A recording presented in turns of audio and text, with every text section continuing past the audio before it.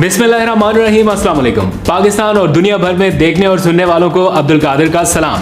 पाकिस्तान से एक बड़ी खबर जिस पर इंटरनेशनल मीडिया भी बड़े जोरों शोर से ब्रेकिंग न्यूज़, हेडलाइंस और टॉप स्टोरीज नशर कर रहा है। क्या आप लोगों को पता है कि पाकिस्तानी सहाफ़ियों का एक मोतबर तरीन ग्रुप जो है वो नेपाल चला गया है, तो वो अभी तक वापस नहीं आ रहा और सोशल मीडिया सार्फिन की पूरी कोशिश है कि उन्हें वापस लाया जाए। और सोशल मीडिया भरा हुआ है उन सहाफ़ियों की तस्वीर से जो पहले आपको बताया करते थे कि डॉलर इतना हो गया, इतना हो गया, इतना चला गया, एक दिन में 2 रुपये बढ़ गया, एक दिन में 4 रुपये बढ़ गया, आज एक दिन में कोई 25 रुपये से ऊपर डॉलर बढ़ गया। लेकिन वो सारे सहाफ़ी जो ये आपको बताया करते थे वो इस वक्त नेपाल गए हुए हैं, तो वापस लाने की पूरी कोशिश हो रही है। सोशल मीडिया पर जद्दोजहद जारी है। लेट्स सी, जैसे जैसे कोई एक आध वापस आएगा आपको अपडेट करेंगे नेक्स्ट व्लॉग में। लेकिन ऑन ए सीरियस नोट, ये एक बुरी खबर है पाकिस्तान के लिए कि आज डॉलर 255 रुपये की हद भी क्रॉस कर गया।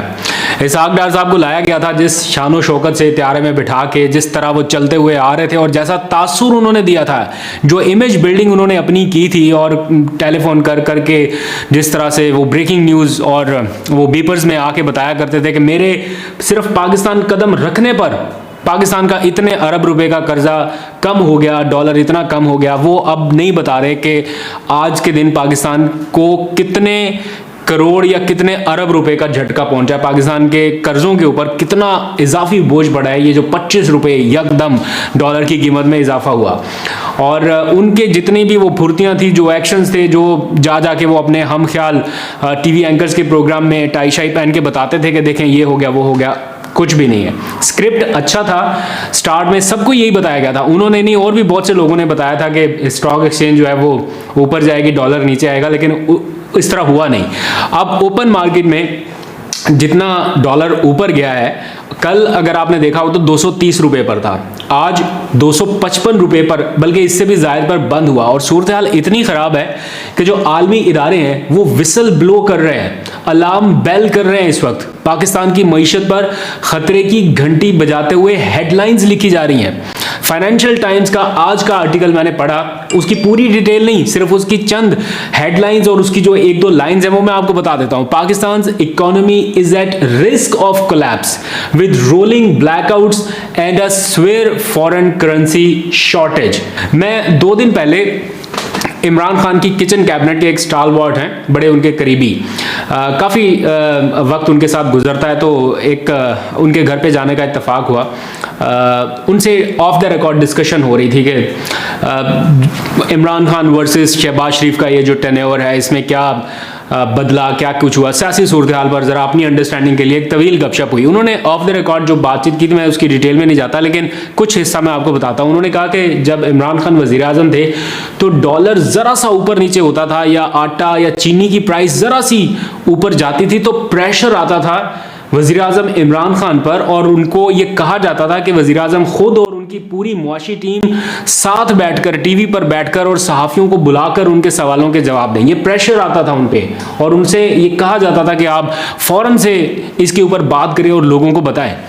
और यहाँ पर जो सूरत हाल इन दिनों चल रही है, किसी को पता है कि वज़ीर आज़म ने कब अपनी मुआशी टीम के हमरा बैठकर आप लोगों को एतमाद में लिया, या कब इसहाक डार को उन्होंने जवाबदेह बनाया हो कि अपने बराबर की कुर्सी में बिठा के और बाकी उन सारे सहाफ़ियों को बिठाया हो जो सख्त सवाल करते हुए ये कहें कि अगर डॉलर इतना हुआ तो हम किसका गिरेबान पकड़ेंगे। आपको टेलीविजन पर नजर आए इस तरह मुआशी टीम के साथ, जिस तरह इमरान खान मुसलसल तवातुर के साथ आया करते थे, नहीं नजर आए, क्योंकि बताने के लिए कुछ है ही नहीं। जो बताने के लिए होता है वो फिर इधर उधर से रिलीज़ कराया जाता है, लाइक कोई ऑडियो आ गई, कोई वीडियो आ गई, कोई इस तरह की जो चीज़ें आ गई वो फिर इधर उधर से रिलीज़ करा के अपने चैनल्स पे दे के, अपने सहाफ़ियों को दे के, फिर उसके ऊपर आते हैं प्रेस कॉन्फ्रेंस करने के, देखें जी ये हो गया, ये हो गया, ये, और प्रेस कॉन्फ्रेंसेस करके फिर नया बयानिया बनाने की कोशिश की जाती है।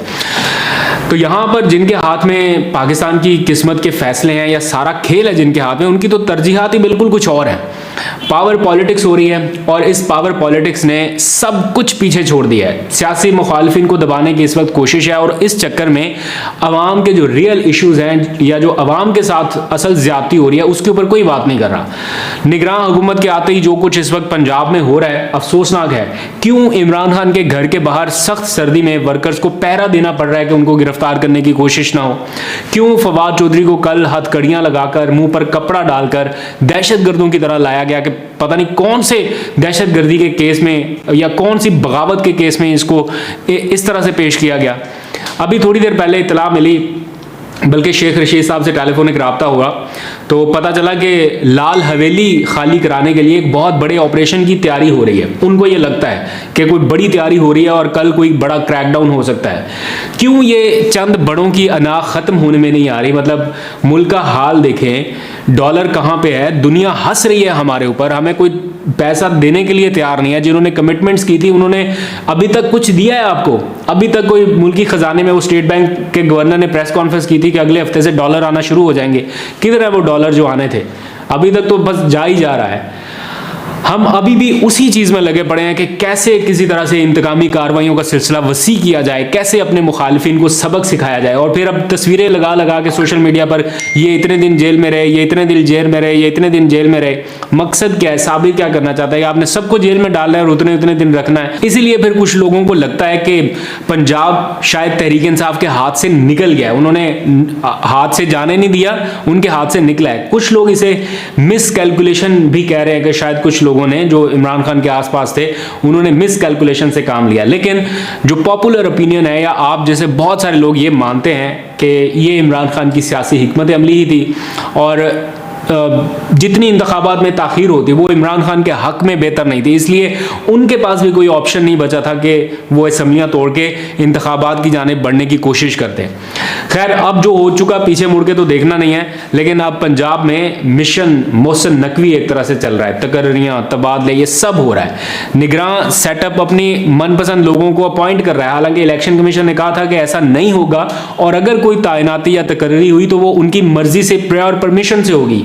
लेकिन बिना परमिशन के जो दिल कर रहा है वो तैनातियां हो रही हैं। निगरान सेटअप का असल टारगेट क्या है? क्या वो फ्री एंड फेयर इलेक्शन कराना चाहते हैं या अपनी ही मुद्दत बढ़ाना चाहते हैं कि हम किसी तरह से अपनी मुद्दत बढ़ाएं? इसके ऊपर भी बहुत सारी बातें हो रही हैं।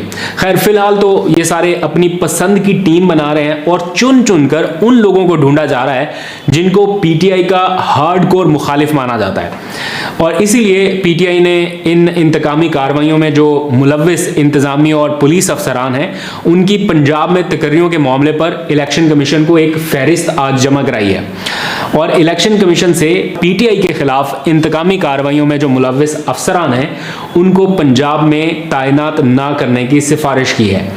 जो फहरिस्त आज पीटीआई की तरफ से दी गई है इलेक्शन कमीशन को, उसमें पाकिस्तान एडमिनिस्ट्रेटिव सर्विसेज ग्रुप के, फिर प्रोविंशियल मैनेजमेंट सर्विसेज ग्रुप और कुछ हैं जो पुलिस सर्विसेज के अफसरान हैं वो शामिल हैं। और उनसे ये कहा गया है कि इन लोगों को ना लगाया जाए, ये पीटीआई के खिलाफ इंतकामी कार्रवाइयाँ कर सकते हैं या कर रहे हैं। इनमें वो अफसरान भी शामिल हैं जिन्हें मोहसिन नकवी साहब तैनात कर चुके हैं या अपॉइंट कर दिया गया है। अब जाना तो इलेक्शन की तरफ है अल्टीमेटली, लेकिन इलेक्शन कराने में ताखीर कितनी होगी, उसके रास्ते क्या क्या होंगे, फाइनेंशियल इमरजेंसी समेत वो जो सेंसस वाला एक मामला है उसको जवाब बना के और बहुत सारी चीज़ें।